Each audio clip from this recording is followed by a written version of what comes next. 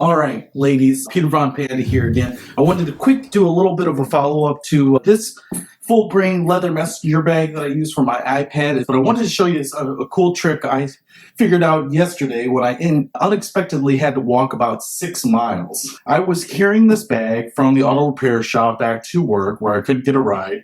And I realized that as you're walking with any type of messenger bag, it's going to flop around. And even if you strap it over your other shoulder, it's a little bit awkward and the bag tends to slap against you. And I was always worried about some of the electronics and things like that I had in the bag getting bounced around on the long walk back. What I did is I figured out a way to turn this sucker into a little bit of an improvised backpack. And it's going to work for a lot of different messenger bags.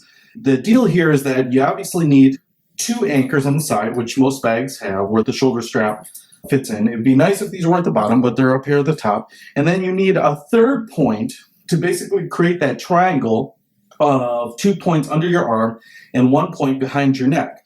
This handle at the top, which not every one of these leather bags has, is a good place to just anchor that. So I'll show you here. The key is you're going to want to unhook the strap on whatever bag you're using. And really, you're going to want to probably extend it so that it's as long as possible. You want to take out all the slack so that you get just as much strap as humanly possible out of this thing. So I've gone ahead and I've extended the strap. This is as long as it gets. And now what I'm going to do is just run the strap through the handle once, through the top handle, and then I'm going to go ahead and reconnect it to the side hook. All right, pretty simple.